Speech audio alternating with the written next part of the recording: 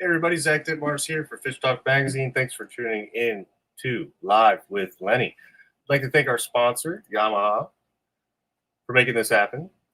Head on over to fishtalkmag.com/Yamaha if you're looking for a repower or service in the Mid-Atlantic region. We got a map, tons of great service providers, so check that out. And without further ado, the man you've been waiting for, Mr. Lenny Rudo, the Lancer of Lake Trout, Slayer of Striped Bass, Mr. Rudeness himself. Oh, I love the theme music. Thank you, Zach. What theme music? Whatever that was. Oh, I think it's automatic. So we should let people know Lancer of Lake Trout, because last week I spent in New York and we were mostly fishing for lake trout. We got a lot of browns too, and a few yellow perch and a few rainbows. It was very nice. But I tell you what, can I tell you something? Even on an absolutely gorgeous Lake Seneca, catching those fish, you know what I missed? One guess. What I miss? Salt. That's part of it. The Chesapeake Bay. Because I tell you what, the lake's cool. It's a lot of fun. It's great stuff. But man, every minute I was like, this is awesome, but there's no crabs in this water. Not one. Not one crab in there. Might be some crayfish, but maybe some mussels. Maybe some mussels down there. Yeah, a lot of mussels. You had the right idea. During our 2-week rockfish closure, you sought other fishing opportunities with your family, and you had a great time out of it. So it was good timing. It was good timing, and the fishing was fun. It's always nice to kind of have a different fishing challenge, something totally new to go after. And of course, for a lot of people, that's something new that they may not have done yet. Could be chasing some of our new invasive species. That's right. That's right. And that's what I did during the closure. It's been Is it? Oh, that's right. That picture of all those catfish. Those were some big old blue cats. 2 days targeting blue cats, and we'll dive into that a little bit later, I think. Yeah. So there's some possibility that you may be one of the lucky winners tonight, isn't there? Well, I'm not so sure. Uh-oh. I don't think if I was on there, I don't think that would be. I think if you get picked, you gotta forego it. But you've already seen the winners, haven't you? Because we are going to announce the winners for this month's invasive species count, put on by CCA Maryland. Thank you very much, CCA. That's presented by Yamaha Redwater. So that's right. Yamaha Redwater supports Coastal Conservation Association, and one of the gigs they do is this invasive species count. Don't forget, folks, you can enter any time. It's not like it started and it's too late or anything. It runs continually. And every time you catch a snakehead, a blue cat, or a flathead, you get entered to win a cool prize. And we're going to see some cool prizes right now, aren't we? Absolutely. What do we got? Give me some winners, Zach. All right. So number 1. Aaron wins the bait cooler. That's a nice one. It is very nice. Yeah. Those things are sweet. Yeah. I have one. It's in my boat right now. All right. Number 2. Jay gets the Marucci's. And don't forget, Jay, you get a gift card, so it's not necessarily that specific style. If you want a different style of sunglasses, you can get whatever you like. Doug gets a pair of Marucci's as well. And Colin wins the fishing tools. I like these. These, I got to say, are like among my favorite prizes. They really are. Sweet pair of pliers. You get a fillet knife. That's some good stuff. And it's all got CCA logo on it. So that's pretty cool. Yeah, I need a pair of those pliers. So I did. I need to get more cases. 2 years ago, I won in the invasive species count a pair of the CCA, what do you call them? The zippy clippies. When the tether with the clip, and I love those things. I got one of them in every one of my tackle boxes and on the boat. Those things are great. The boomerang, I think it's called. Yes. All right. Who else we got? All right. Number 5.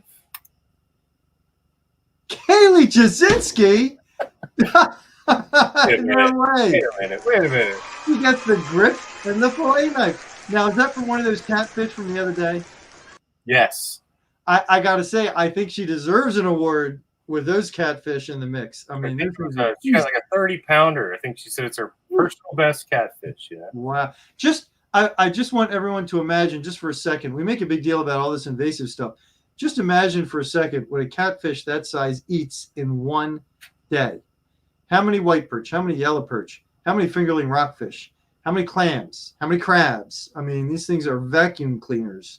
So thank you, Kaylee, for getting that thing out of the water. And you get the fish grips and the fillet knife.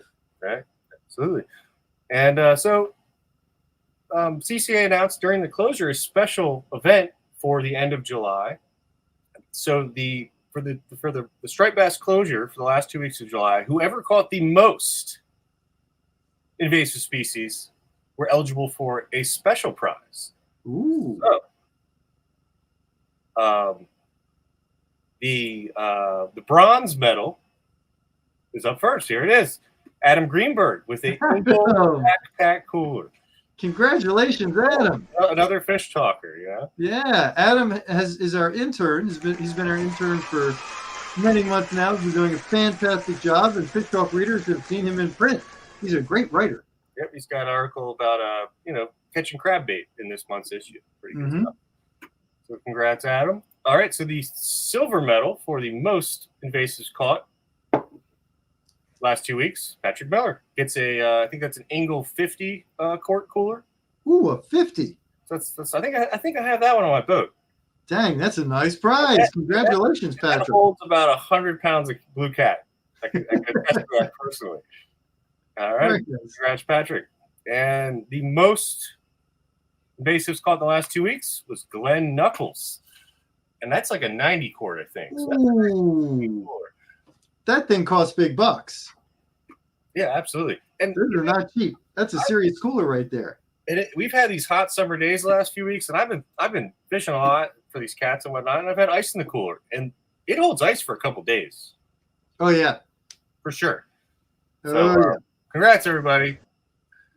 Congrats. Now, Zach, what does everybody need to do to get their prizes? Right there it is. I'm sorry, what? What? You got to tell everybody what they need to do to get their prizes. All right, right there at the bottom there. If you'd like to claim your prize, ccamd.org/invasive count winners. If you go to that website, it's going to give you an opportunity to either request it mailed to you. Now, guys, these are big, heavy items, so I'm sure they'd appreciate you picking up the larger items, and you'll pick those up at All Tackle in Annapolis. So just go to that, fill out the form, and otherwise, if you're not obviously on this program right now, they'll reach out to you as well and ask you to fill that out. So very cool. Awesome. So you still got, actually this is running all year. So this is a 365-day event, and it's a lot of fun. It's a lot of fun fishing for these. It's quick and easy to just snap that photo. Weight is great to get if you have some kind of measuring device. I use a little boga grip with the little spring. It's not super accurate, but it does give you a general idea. And after all, we're doing this to collect scientific data for fishery managers. So length and weight are great. And bonus if you do the stomach contents, which, that's a little hard to do on a boat while you're fishing. But even the length and where you caught it is vital information. But if you open up the stomach contents and photograph that gets you a whole nother entry, right? I think so, yeah. Yeah, that's so you can double dip on a single fish. And there's still a ton of cool prizes yet to be won, people. Yeah, absolutely. All right. You have an angler alert, right? What's that? You have an angler alert this week, right? We do. We do have an angler alert that's very important. We need to tell folks about. Why don't you pop that slide up, Zach? So people may remember that this spring there was a whole lot of hoo-ha over the regulations regarding yellow perch fishing. We had some NRP officers who were handing out warnings. I was told warnings, no citations, to people who are fishing with minnow for yellow perch with J hooks. Now, this leads to a lot of issues because, as you can see in this picture, a lot of folks fish a shad dart, a minnow on a shad dart. And there are no shad darts with circle hooks. And I mean, honestly, it's kind of ridiculous anyway. You don't want a circle hook on a lure like that because the moment the fish bites, you want to set the hook.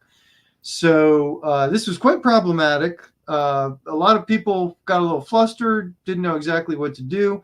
The rules had never been enforced in this way previously. This was kind of a new thing.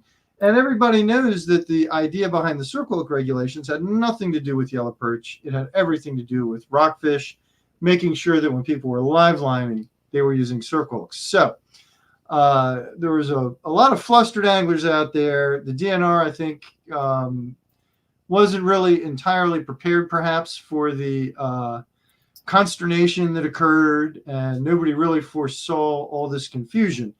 Now they are addressing this, and they are scoping new regulations regarding live lining, particularly as it applies to minnows, yellow perch, and springtime.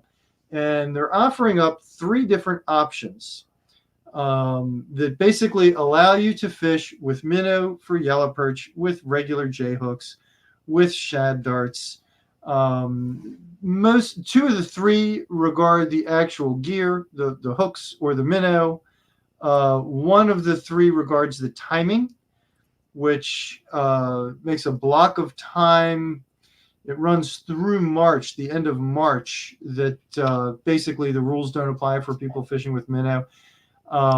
Personally, my take on it is I'd like to have a nice clear rule, and I'm not in love with the timing because, hey, in April I go perch fishing, so I'd like it to be more related to the minnow and the gear. I'm not going to tell anybody which option they should pick. Either of the first 2 in my mind do the trick. But everybody, now is your chance to give input. So please go to the DNRs. They have a really simple form for input where basically it's an online form. You just click it, you check boxes. Yes, I support. No, I don't support. There's another box. You can give additional info if you want to, additional input. And now's your chance, folks. And this is not something that the DNR is doing because of, commercial interests or politics. They're really just looking for angler feedback. So I hope everybody will go there. Zach, do we have the link? They're in the comments, so they should be linkable from. Great. Link in the comments. Folks, please just click on it. Take 5. It's a super easy form. It literally, we're talking 5 minutes here, max. So please just go ahead, do that. Let the DNR know what your thoughts on the option that makes the most sense to you. And hopefully come next spring, we'll have some more clarity in the regulations as pertains to yellow perch.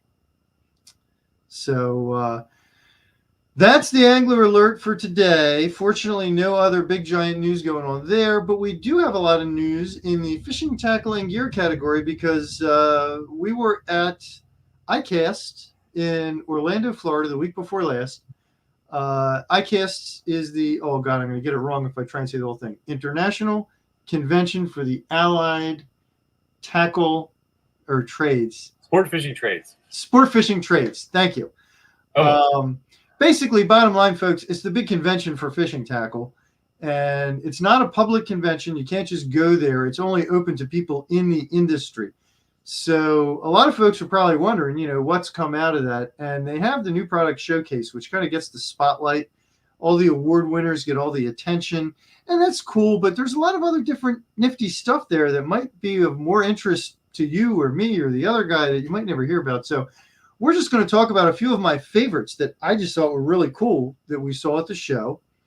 And I just want to point out, people, if anybody ever doubts my level of dedication to the fishing community, I went to Orlando in July. Okay?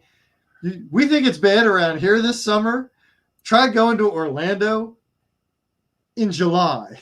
It's not easy. So, Zach, why don't you put up number 1? So this is a really interesting new super cooler. It's called Rugged Road. And here's the thing about it. They use a different kind of exterior and insulation than most of the other super coolers out there. And bottom line is light. It's about half the weight of most of the super coolers the same size. Now, is it going to keep ice as well as that angle? You know what? I'm not going to say yes because I didn't put a bunch of ice and test in it. Are the pieces and parts built as well? I'm not going to say yes because I haven't used this thing. I really can't vouch for anything other than the fact that it's light. But I do like that because if you're just going on a day trip, you don't really need all that other stuff out of a cooler, and a day's worth of ice is fine or whatever. You're probably using one of those old, I'm not going to mention brands, the old white ones that everybody always used to use. And they're okay, but this thing was definitely stronger. And weight-wise, it was kind of in the same ballpark. So if you're looking for a cooler that's kind of up that alley and you don't necessarily need the super in the super cooler, the Rugged Road, it's interesting. I really found it interesting.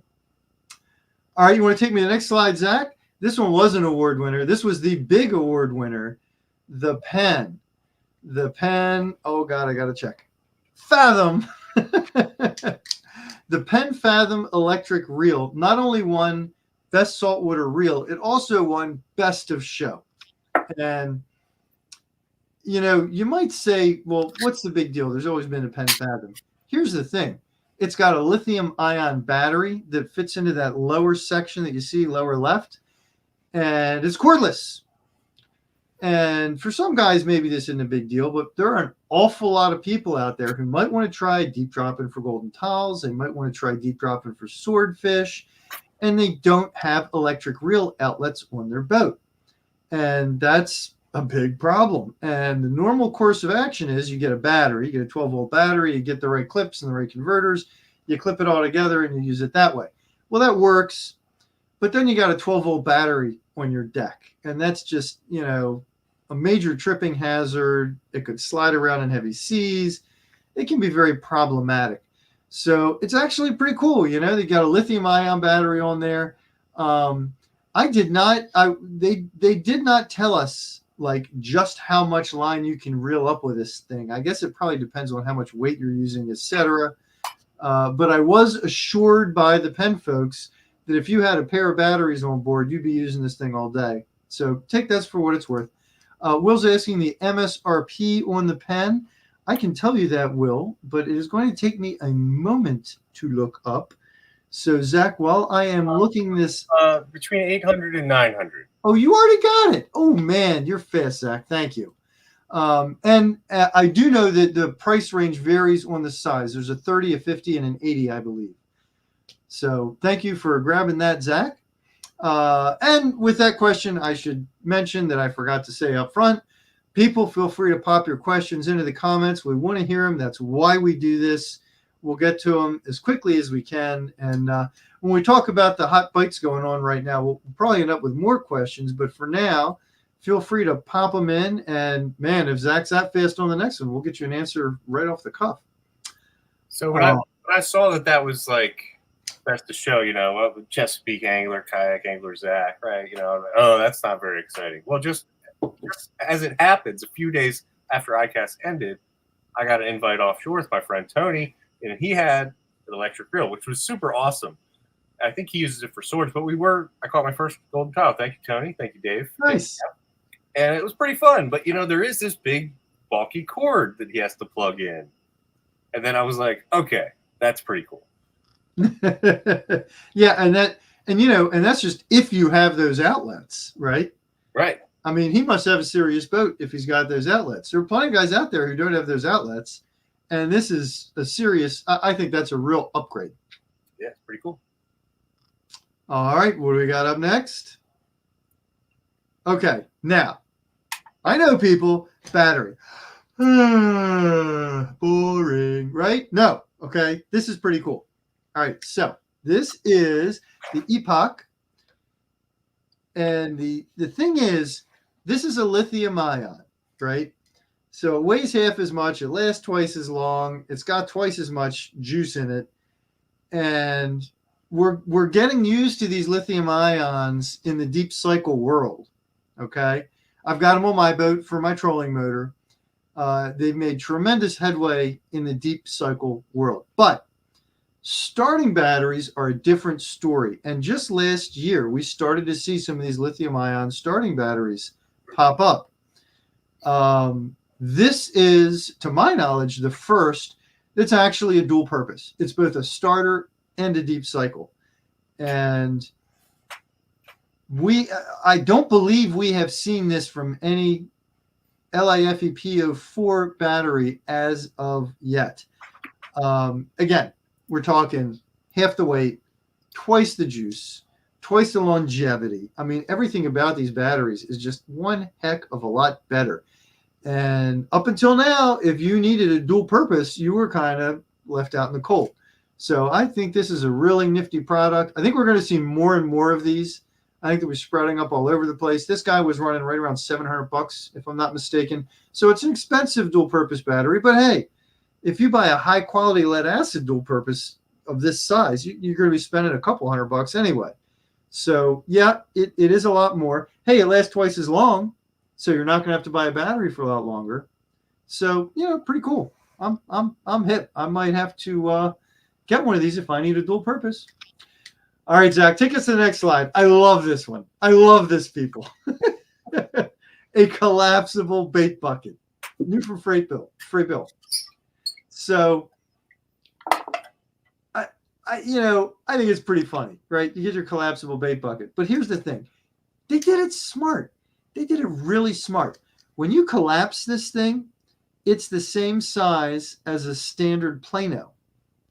So you can collapse it and put it in your boat's tackle station or your tackle bag or your tackle box. Wherever those Plano boxes fit, this guy's going to fit.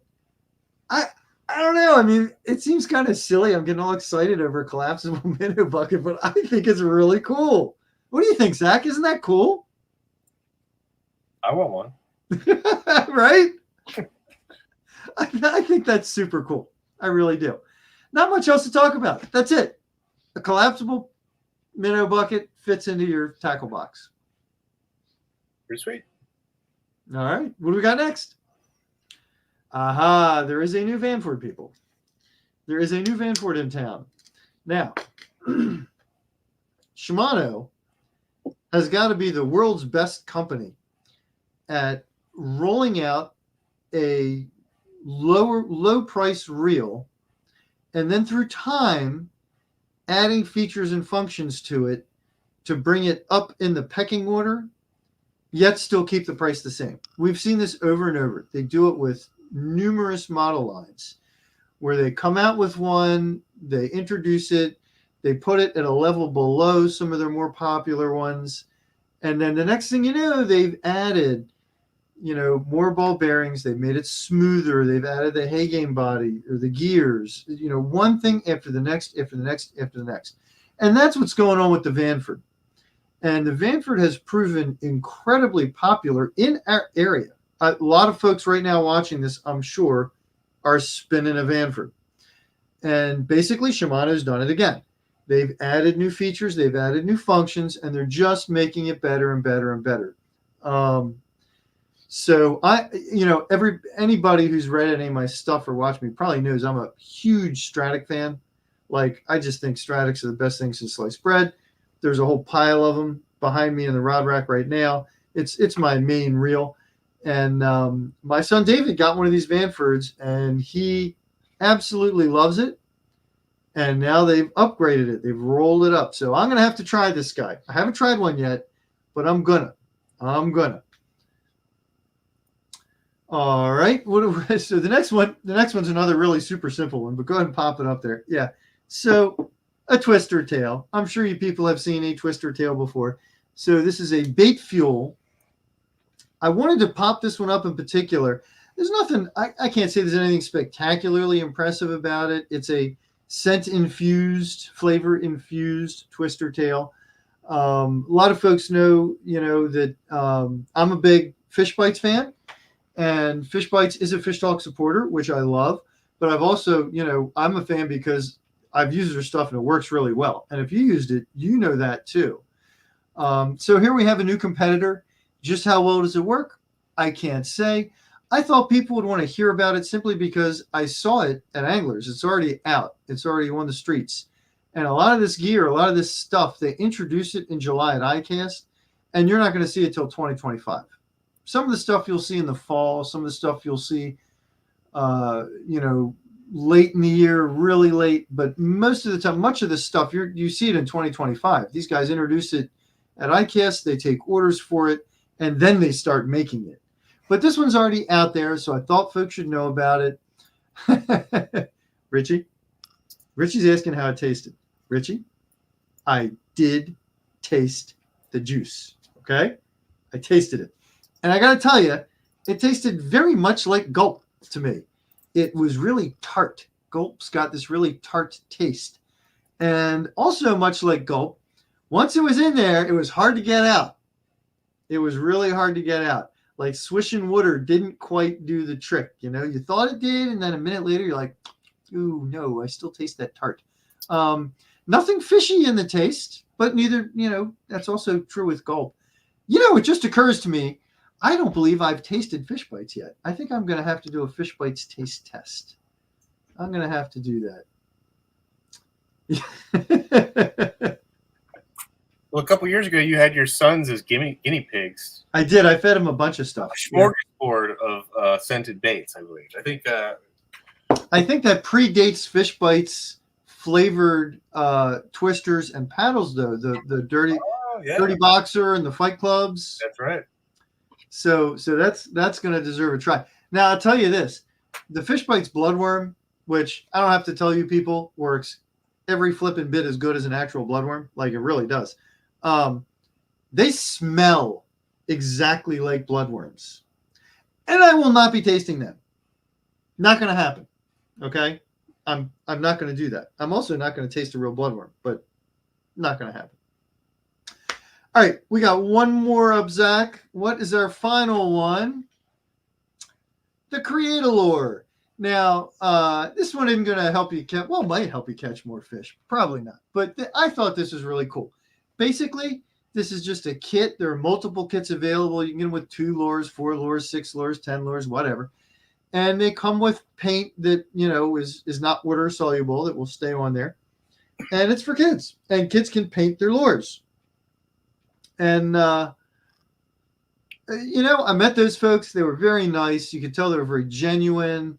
They're not, you know, one of these big giant companies that's just trying to make $1 bajillion.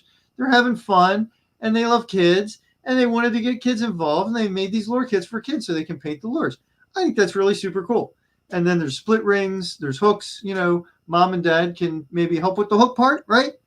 But I thought they were super cool.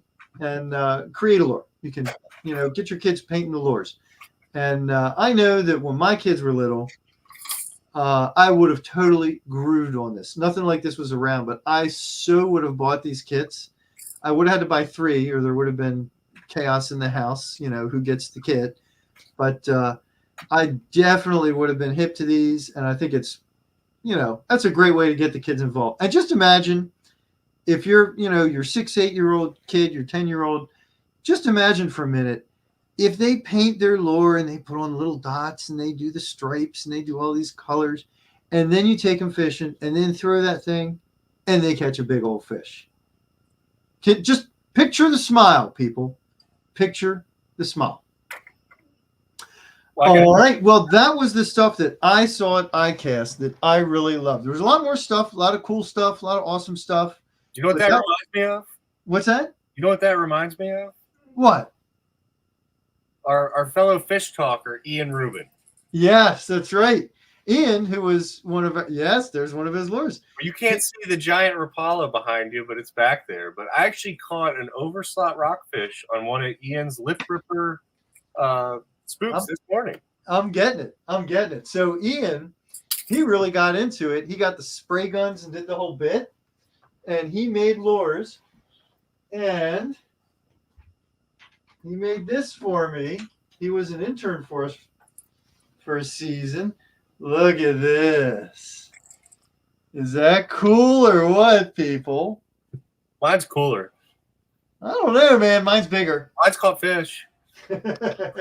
Mine hasn't caught fish, but if it did, they would be bigger than your fish. I'm saying. So he basically made his own kits. He came up with his own program, and you know they're actually copying off him. They copied off his program. They're actually his stuff was really good. I mean, it was beautiful. Yeah, it was beautiful. Closed up shop while he's studying in college, but hey, who knows? He might. I know he sold quite a few of them, and I've used quite a few of them. Yeah, lip rippers, right? It's the components that he used. That's really been the key, you know. High quality hooks and split rings. Maybe one day we'll see him rolling back out. Who knows?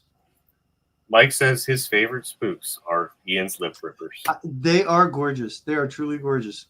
I actually was a little brokenhearted this morning because I chipped mine on a rock. And I noticed it started taking on water. It wasn't walking quite as well, so I had to retire that one. So maybe I can epoxy it or something and close it back up. I don't know. I really like that one. Oh, man. Yeah. Serves you right for casting it. Hey, Mike, there's reds in your backyard, by the way. Well, speaking of reds, I think it's probably time to get on to the hot bites. We got a lot of bites going on right now. All right. Here comes number one. Now, it's the end of July. It's really hot out there. This is a time when some fish are really,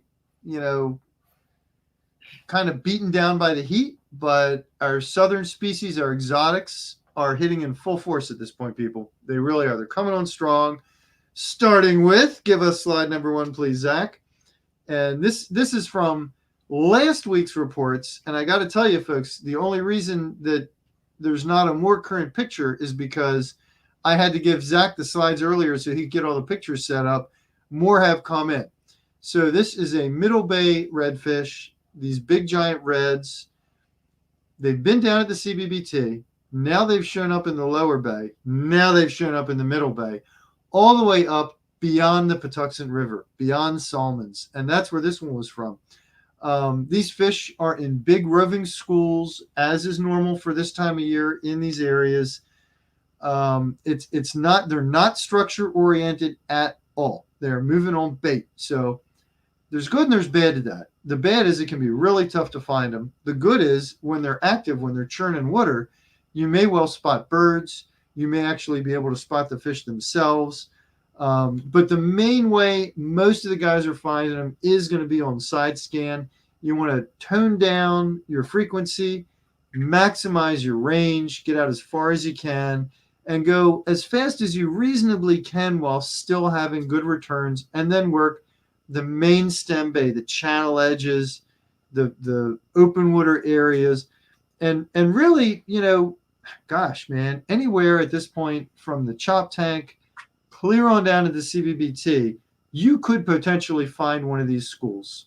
Most of what we've been hearing about recently has been CBBT, Eastern Shore of Virginia, the target ships, and the Patuxent Salmons, the Salmon zone.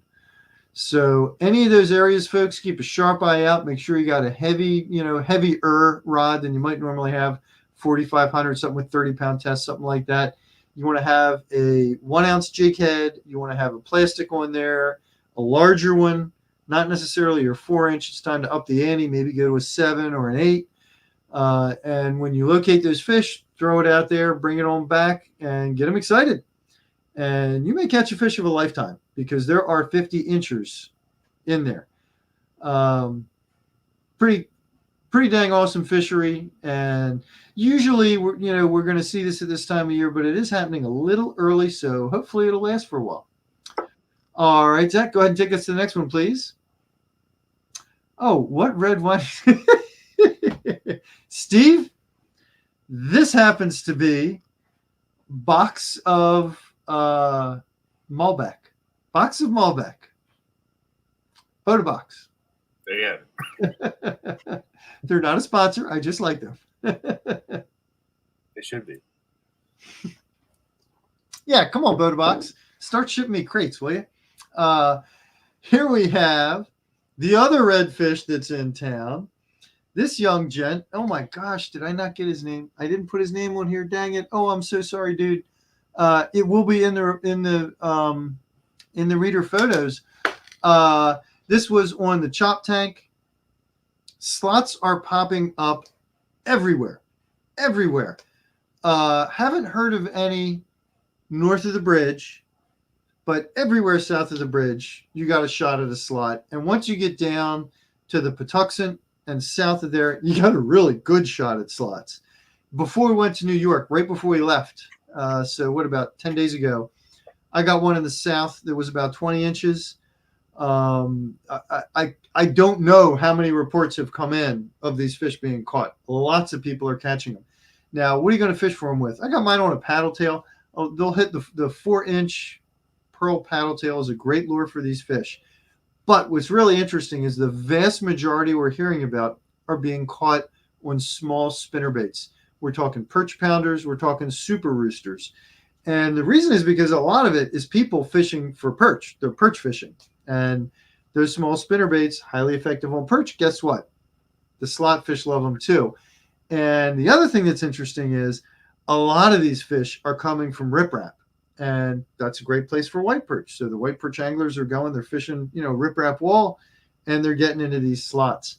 If you really want to focus on them, the one thing I would say is the spinnerbait's going to work. I don't knock it. Don't get me wrong. But a 4-inch scented paddle tail is kind of a killer on these fish. I think, if I'm going to go search for these fish right now, I'm going to have 2 rods rigged. One's going to have a perch pounder. One's going to have a 4-inch white paddle tail that's scented. And I'm going to take 3 casts with this one. And then I'm going to switch and take 3 casts with that one. And we're hearing about more slots from more northern areas really than I remember. Mike's saying, what is a riprap wall? May have spelt that wrong. No, riprap. Okay, no W. So rock walls, the rock jetties, those big rocks, big chunky rocks is riprap. You'll find it in all the rivers, any of the inlets to creeks, often will have riprap jetty, any of those rock walls. And what I found on the south to be particularly effective also is the rock walls with piers that reach deep water. And then I'll go in, I'll cast to the end of the pier. Usually that's going to produce the rockfish, the perch. And then I'll move inside and cast to the riprap that's all the way up against the shore. If you can find an area where a jetty comes out off the shore and gets a little deeper, that's even better. But great opportunity right now. There are also tons and tons of underslot fish being caught, really little ones. We've been hearing about them clear up to the Magathy. Little guys. I can't get both hands on there. There we go. I can't quite make it big enough. 12 inchers. There are a lot of these 12, 14 inchers that are also around. And again, they're being caught by perch fishermen. Kevin's saying Kevin. Sorry. What are you doing? Come on. Oh boy. Okay. Next slide, please. Come here, the next slide, please. Next slide. Again, redfish. What's going on here? Folks, this one's pretty spectacular. Oh, Matt's saying, how about using a popping cork? You know what, Matt? I seriously wonder about that. I haven't tried it, and I haven't gotten any direct intel from anybody I really know and trust and can say, oh yeah, that's going to be right, that they have done it. I would say absolutely try it. I want to try it. It should be tried. We should be trying that. We should be trying the popping cork. I haven't done it yet, but that's a great thought. And if you try it yourself, please shoot me an email. Let me know what happens. I'd really like to know. I would say I wouldn't just throw that. I'd also have that perch pounder on another rod. I do pop, pop, pop, and then perch, perch, perch. Try one, then the other, same spot, so you can really get a read on what exactly is happening. Otherwise, if you just go out and cast, you never know. Did you go by any fish? Were they not biting? Who the heck knows? But please try that. Let me know. And man, if I get a chance the next few days, I'll try it.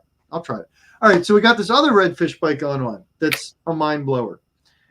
This is a surf bite, people, on bull reds, on acetique.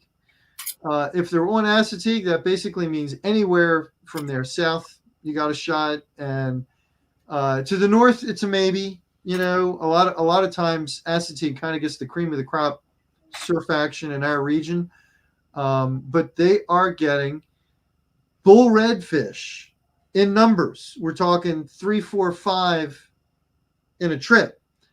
Throwing fish finder rigs, cut mullet, cut bunker, and the best bite is from sunset into darkness. So it is not a midday thing, but that's a pretty dang cool bite in the middle of the summer. That's not something we often expect. So Zach, I'm going to throw you a curveball. You ready for a curveball, Zach? Sure. Could you please go to slide number 7? And I would like you to give us the lowdown on that bite, because I hear the dog whining and she's standing at the door. And if I don't go let her out, then after this episode, I will be cleaning up a icky mess. Okay. Can you? Thank you, Zach. Sure. I'll be right back. All right. Hey, welcome to Live with Zach. Anywho, a few years ago, we had a few discussions about blue catfish and what to do with them. You know, if you don't really love eating blue cats, what do you do with them? So we went out with the folks from CCA Southern Maryland chapter. We hit the Patuxent River, kind of pretty close to the Chalk Point power plant. And we had 4 boats, about 15 anglers. And we went out and, fished cut bunker. We caught several hundred pounds of blue cats in just about 4 hours. It was pretty incredible. Here's me on the left, our Fish Talk contributor, Adam Greenberg, and senior editor, Kaylee Jasinski. I think that's a 40, a 30, and a 20 blue cat. So, I mean, right there, we had another 20 as well. So 4 fish equaled about 100 pounds. Now, we donated all that. We filleted all that meat, the CCA guys, and we donated to a food bank church down in Southern Maryland. So it was a pretty awesome day. Prior to that, on Saturday, I went to Noah Bressman's event from Salisbury. He's a professor at Salisbury University at the Nanticoke, 3rd annual Nanticoke Invasive Species Derby. And it was Eric Packard and his grandson, Isaac, the catfish slayer, I think his new name is. We caught about 11 that day, but with about 60 anglers, we caught 400 fish that day, weighing in over 600 pounds. So during that closure of Rockfish, I had 2 days of just putting, that was, I think, about a total of 26 blue cats on my boat. And that was in just a morning of fishing. So these guys are everywhere. So that could be Kaylee's prize winner right there. It most likely was. Well, I think she logged in we kind of divvied them up. So, I think Adam logged in the most, so I think it was great. It was really, really hot bite. And that's awesome. You guys donated the fillets to a food bank. That's very cool. Yeah. Well, they say they have about 150 families come every week and, diversify their pantry a little bit. And hopefully we can make this a recurring sort of event, maybe quarterly, heck, even monthly. I don't really know, whatever we can do. People have reached out to me since asking what they can do with blue cats. And I've been sharing some of that information around, and there's certainly a lot of opportunity to, help feed some hungry people while sort of cleaning up our waterways. Did you have to clean them all? Yeah, we did. We had a great group. Your buddy Boomer was there, actually. It was great. Oh, no way. It's like, with the fishing community, we're just so well connected. It's just, it's a great thing. Nice. That's awesome. Great job. Yeah. So I got the freshest bunker I could find. It was flash frozen. I actually got it at Anglers, but couldn't find any fresh stuff anywhere. But it certainly made a difference from some. I shared some of that bait with the other boats, and it definitely made a difference. Nice. All right. Well, thank you for swinging that, Zach. I apologize for my sudden departure, but trust me, people, it was critical. No problem. Critical item. All right. So we can bounce back to either one, however you want to do the order of the other 2 hot bites going off. All right. Here we go. Here we go. The blues and the max, the blues and the max, the blues and the max. Now, mouth of the Rappahannock to Point Lookout has definitely, the last week or so, been like the zone. Lots and lots of reports coming in from there. Got one today from Smith Point. Now that one included lots of small blues and lots of mackerel, up to 20 inches, I think it was. And it's really interesting because we are getting a mix of the reports on the bluefish. Some folks are getting into lots of little blues mixed in with a mac. Some people are getting into really big bluefish. There are actually some 5, 6, 7 pounders that are out there. And they're, birds of a feather flock together. They're running in schools. So if you happen into a school or an area where it's lots of smaller blues, you're likely to get lots of smaller blues. If you find a big one, you're likely to get into lots more big ones. But in any case, the blues and the macs are totally popping up, and they're also moving north. We've now gotten our first report from the mouth of the chop tank, which is great. Like I mentioned, I've been out of town, so I haven't had the chance to get out for them myself. But I highly suspect that if they're at the mouth of the chop tank, they're going to be at the Stone Rock. They're going to be at the South Poplar. They may well make their way farther north. We'll have to see. But in any case, the mackerel are now a thing. Now, the reports have been on small spoons, Clark spoons, behind number 1 and number 2 planers. Number 1s have come up multiple times. And we also got one report just today that the color didn't really matter. On that particular day, they were hitting kind of everything. But it's always important to remember to have some different spoons for the mackerel, because there will be days when they only hit the pink one. They only hit the green one. They only hit the gold one. Who knows why? And the gold is kind of the gold standard, right? The gold is like your classic mackerel spoon is your gold one. But you should have some different ones. I remember a couple of years ago, the sort of Rasta color, the pink, yellow, green was killing them, just killing them when other stuff wasn't working so well. So get a bunch of different spoons, take them out there, troll them around. Quite often you can spot these fish under birds. So you want to bring your binoculars, look around for the bird play. And hey man, this I love this. I hope it holds up for, a good 2 months. And hopefully it'll make its way all the way north to the bridge, perhaps beyond. And for our last hot bite, what do we got, Zach? Cobia.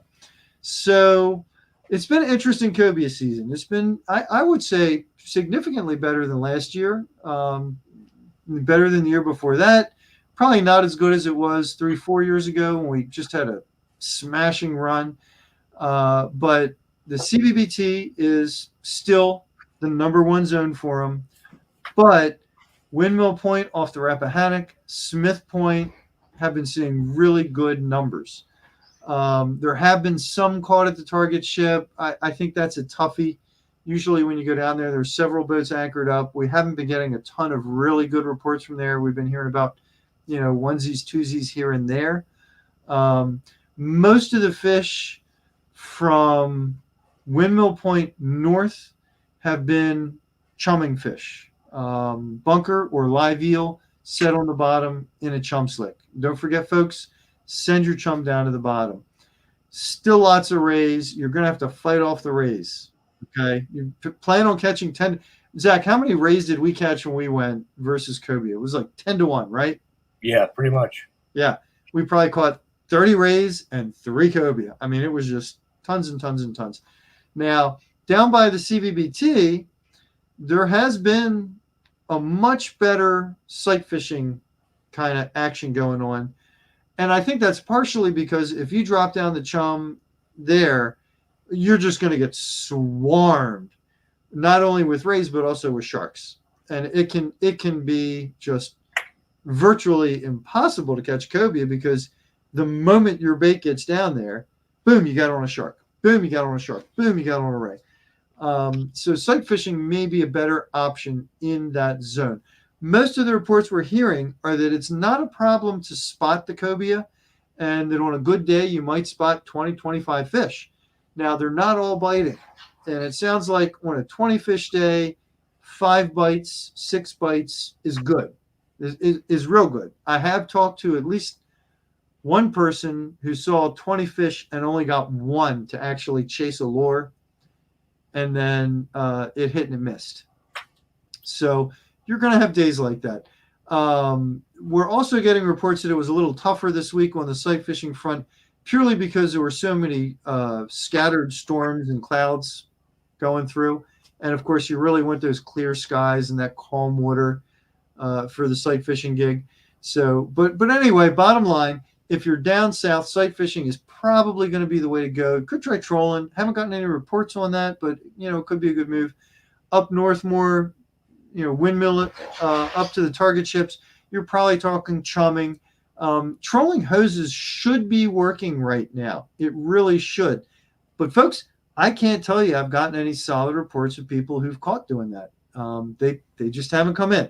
So I don't know if it's because folks haven't been trying it, or the fish aren't into it, or what. I can't say, but it should be a good move right now. The 24-inch red and pink hoses running behind planers should be a good move, but can't verify that as of yet. All right, people. So that's the hot bites we got going off right now. How are we doing on time, Zach? I haven't even looked. Oh, we still got plenty of time here for questions. If anybody's got any questions, you want to throw them in the comments, pop them on in there, people. Zach, you had an interesting catch at Tolly Point the other day. It excites me. I think you should tell folks what you caught. Yeah, so actually, I was actually curious because I was hearing reports of the blues and whatnot, and hey, maybe I'll be the first to report. So I went out and actually trolled for a bit, just kind of between Thomas and Bloody, about an hour or so. No luck, nothing really happening. So then I just went over to Tolly and dropped some fish bites and some beaky rigs. I just caught a bunch of little croaker, but actually there was a keeper croaker in the mix, which me personally, I haven't caught a keeper croaker since I was a teenager. Woo. Fishing with my dad on the Patuxent. We used to call them hardheads. We used to go down there. So, and then I posted it, and a lot of people chimed in and said, "Yeah, I got a keeper too. I got a keeper too." So it's a great resurgence of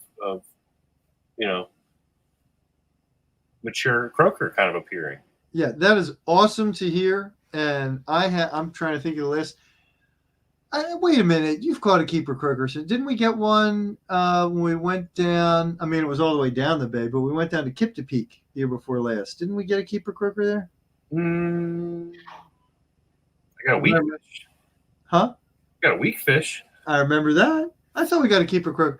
Eric caught it. I have a picture of it. Eric Packard caught it. All right. Well, I don't think we kept it, but there was a keeper-sized croaker. But yours was a good one. Yours was a good fish. It was over 10 inches, right? Yeah. Yeah, that's a decent croaker. So I find that exciting because man, that croaker fishery used to be an awesome thing. And these days it's just like, oh man, all the 3-inch croaker you could ever want. But that's kind of where it's always ended. So to hear about a 10-incher, I'm pretty excited about that. Now, what I haven't heard about yet, and I've been waiting on, is the cutlass fish. I'm really hoping they come back up the Middle Bay. They've been in the Patuxent. Eric's been catching them down in Mill Creek. But it was such a thrill. We had such a good run off the mouth of the South and the West River last year, and I would just love to see that again. Haven't heard a peep about it. Haven't been out there myself to look. Like I say, I was out of town recently, but I will get out there in the near future and check that out because I hope they're there. And folks, don't forget, it's really easy to figure out when the cutlass fish are around in numbers because all you got to do is look for the osprey. Osprey, love those things. And you'll see 3 or 4 ospreys circling around in an area. And one by one will leave and another one will come back. One will leave and another will come back. And when they leave, you can see them clutching these long, silvery eel-like fish. And it's like, oh, the cutlass fish are there. And just kind of go right to where the osprey are and start trolling around with your little swimming plugs, your rattle traps. Half-ounce rattle trap, silver blue, is a killer. Just start super slow trolling that stuff around through there. And, man, you can bang on them. We had one day last August, mid-August, with Roll aboard. She was on the boat with her family, and we caught, I think it was 61. In 3 hours. it was just shocking. So that's a cool fishery. Yeah. Well, I actually went out today for opening day, thanks to my friend Mike for the invite. And there was pods of bait everywhere. Wow. With not much feeding on it, birds were working them a little bit, but no big flocks, but lots of these little pods, everywhere. So bunker or silver sides? A little bit of both, actually. Nice. So if those macs and blues start moving north, hopefully they're going to. And cutlass fish. And cutlass fish, yeah, absolutely. Yeah, that'll hold them. That's exactly what held the cutlass fish last year. Was all those baby bunker. There were tons of baby bunker around. And you could see the cutlass fish breaking water on them. They would greyhound going after them. So we did catch about a dozen fish today, stripers. What were they hitting? Several over top water early in the morning. It's a good current running, and a few on paddle tails. So how late into the day did that go? Oh, it was early. Well, what I'm wondering, when I left town, as I'm sure you recall, all the rockfish action was in the shade at dusk and at dawn. And when the sun was in the sky, for more than an hour, it was done deal. And you had to be in the shade even after the sun was going down. Was it still like that, or what was the deal? No, well, while you were in New York, we experienced like a 10-degree temperature drop. Last week was beautiful here. Really? Huh. It was like 80 degrees all week, and then you came back, and now it's scorching hot again, 90 plus. So we did see a little temperature change. Maybe that surface temperature sort of changed the pattern a little bit, but it's hot again, so might be right back to that sort of. Interesting. But yeah, it was an early morning bite, sun up with a good outgoing current going. So, I got a couple questions now. So Steve's asking, how big are those cutlass fish? Good sword baits if they're small enough. Steve, they'd be awesome sword baits. They're long. I mean, they're 3 feet long, but they're not the real big ones. Their backs are like that tall, maybe. And there are some smaller ones in there too. I mean, I looking at them, I would say they would be great sword baits. In fact, a friend of mine, Josh Lowry, who is on a boat out of Ocean City, he asked me to save a dozen for him to make a dredge with. And he made a dredge out of them to pull for marlin, because they got a lot of wiggle, they got a lot of flash. Hey, did that work out for him, or? I don't know. I never asked him what happened after that. So Mike asks, you love to perch fish, usually just fishing docks and small rock walls. Any other techniques or strategies to catch them in open water or other areas of the bay? That's a typo. Oh, yeah, absolutely. Just like you were saying with the croaker, Zach, the Chesapeake sabiki. Those sabiki rigs put just a tiny little piece of fish bites bloodworm on the hook, take it out to any shell bottom, any shoal like Belvedere shoals in the upper bay is an awesome spot for them. 7-foot knoll. In the middle bay, you might go to really any shoal with shell bottom. You might go to Dolly's Lump. You might go to Hackett's Bar. And then just put on like an ounce of weight and just drift it. And just drift that Chesapeake sabiki along the bottom. And, man, they will snap that up. And that's kind of the open bay way to get them.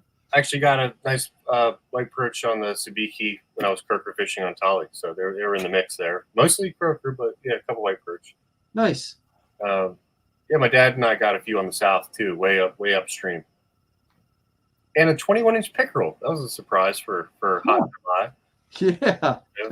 Cold water lover. But must have been that cool down. It was cooler. Yeah. All right. Brian has an oddball question. Do amberjack come into the bay? Interesting question. Not yet. You're right. The way things are going, A pompano or something like. the pompano have been around, and they're related to jacks. I've never heard of it. I'm sure it's happened. I mean, shucks, you know, occasionally you hear of grouper in the bay and just all kinds of crazy stuff. Flying fish have been in the bay here and there in very small numbers in the last year or two. But amberjack, if you want to target amberjack, you go out of Virginia Beach, you absolutely will find them on the wrecks. They are on the wrecks. I've found them out of Ocean City once or twice. It's pretty rare, but I have caught them. So it does happen. But Virginia Beach is really, you know, that's where you want to be out of if you want to start for the amberjacks. The Chesapeake Bay is certainly a fluctuating ecosystem. You know, we're seeing a Yes, lot. it is. You never know what's going to show up. But you know, the example I always use is, was it 3 years ago? I think it might have been 3 years ago. I was smithing. I was fishing near Smith Island, and I caught a ladyfish. And I have the pictures to prove it. It happened. A ladyfish. And for those of you who don't know, a ladyfish, they call it a poor man's tarpon. It's what you catch in Florida. Like, you don't catch that in the Chesapeake Bay. That doesn't happen. But I caught a ladyfish. Very bizarre. Very weird. Nathan's got a question here. What's biting around Stony Creek in the Key Bridge area? Looking to get out in the evenings. Didn't have any luck last time with bloodworms by Stony Creek rocks other than a 2-foot eel on Sabiki. Had fish bite and bloodworm, don't remember. Had fish bites and bloodworms, don't remember which it took. So, Nathan, I would say a couple things. First thing I'd say is I would expect rockfish to be up there, but since the season's been out, we don't really know. Like, I don't have confirmed reports. And I don't think they'll be in this week's reports because the gathering phase is done and we're just now getting to the reopening. But I would not hesitate to try for them up there. The other thing I'd say is I'm surprised that you didn't have any other luck there. I would have expected you to catch rockfish, maybe some little perch. You never know. You know, they're fish. They do weird things. It might have been the day, the tide, who knows. So I wouldn't hesitate to try that again too. But if you're up in that area, you know, I cut my teeth coming out of Bodkin Creek. So when I was younger, my dad always had a boat out of there. We fished north often. We actually came out of Rock Creek for a while. And 7-foot knoll was always a really reliable spot to catch perch and often rockfish. And I would try throwing that same sabiki with the bloodworm bits up towards 7-foot knoll and see what happens up there. 6-foot knoll was always great. What's the other big shoal up there that's really good? I'm blanking, Zach. Help me out. The one they want to dredge for fossil shell all the time. Oh, yeah. They're always fighting. They always want to dredge the shell there. Man of War. Thank you. Very good. Man of War shoals. Yeah. Drift over that. Same thing. Sabiki, tiny little fish bites bits. You should get into great perch action. There are going to be rockfish there. It's another really good area. I was up there when I had no idea there was a hot Key Bridge Inner Harbor bite until I got there. But we were catching some nice white perch in Marley Creek on all the old wrecks and piers in there. There's so much like sunken boats and rubble and whatnot. And Tons of structure. Yeah. Little spinners and rattle trap, the tiny trap, the little tiny Bill Lewis. I love that thing. Pinch your barbs down the trebles. You don't need those. Just those 6 hooks are enough. But, so we're just about out of time, but we got one last question to field. And any black sea bass reports? Oh, great question, Joe. So the answer is no. Wait. I'm not on the ocean. Yes, on the ocean side, yes. We have reports of good sea bassin. Some early in the week where there were a lot of smaller ones around, with some bigger ones mixed in. Just today, we got a report from Captain Monty that he found some really big ones. So the bass are there. The bass are biting on the inshore wrecks and reefs. Also mahi, by the way. They're a good number of mahi turning up on the bass pots. Now, in the bay, we have not had any reports as of yet, but when we went reef fishing, was that 2 weeks ago, Zach? Approximately, yeah. Yeah, about 2 weeks ago, we fished Tillman Reef, the reef balls inside the chop tank. Help me out. What's that? Cook's Point? Cook Point, the Cook Point reef balls. We also fished one of the southern reefs, but we didn't do anything there. But we did catch a keeper sea bass. We did catch a number of throwback sea bass. A bunch, not a huge number. I don't know, what, maybe 10 or 12 throwbacks. The majority was like the silver perch and spot. Right, it was mostly other stuff. Silver perch was very unusual, speaking of all the unusual. Yeah, but we did catch, a decent number of sea bass, and one was a nice keeper. Do you remember what he was? Was he 14 inches? Yeah, it was about an inch over the limit. Yeah, that was a good fish. But I have not gotten any reader reports. I haven't talked to anyone else who's gone after him, and I certainly haven't. Eric Packard and I were at Point Lookout a few weeks ago as well. We didn't get any keepers, but we did catch a few there. A few sea bass. Mm-hmm. Oh, cool. What on? But I think we were using minnow, shrimp, fish bites. We had a whole. You're using it all. Yeah, we caught all kinds of stuff. It was fun. Okay, cool. Yeah, no specks or reds though. That's kind of what we're hoping. And flounder. Eric actually, I think, said he got a 16.5 flounder today down there. So not a keeper, but so close. There was a push of keeper flounder there for a while.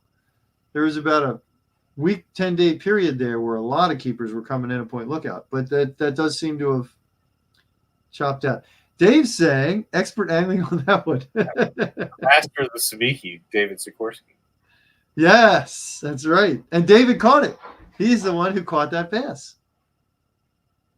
He did. Awesome. Well, thanks for everyone for tuning in, and be safe out there. Catch them up.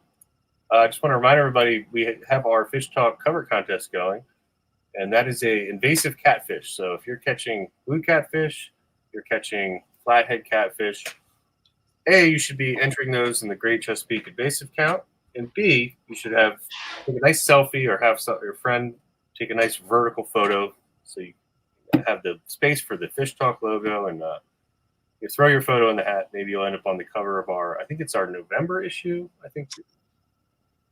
I'm not sure. I don't want to say because I'll say it wrong. Hey, you still got about a month. You'll be on the cover. You'll be on the cover of Fish Talk. Still have about a month to enter your photo. Just remember, people. Just remember, as you're going to put it on the ruler and take your picture for the invasive species count, and then hold it up. Turn the phone sideways or upside down, right side up, whatever, up and down, and take that cover shot.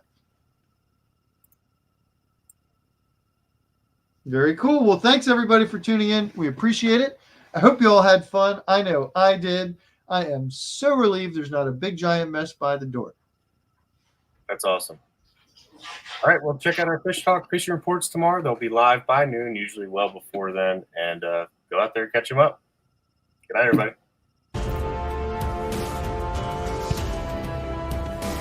Now I have to go let them in. They've been scratching at